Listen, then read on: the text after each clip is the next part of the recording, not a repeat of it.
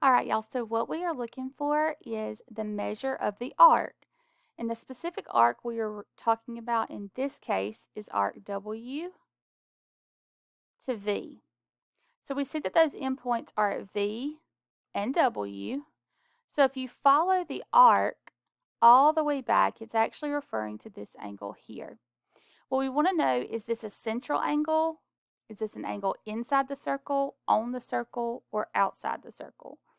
So the vertex of this angle is actually on the edge of the circle. So this is called an inscribed angle.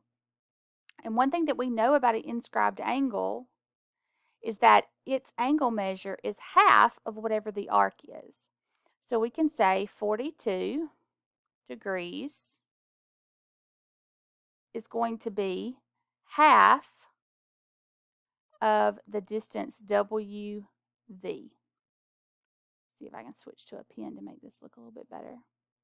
So that'd be 1/2 of WV. Well,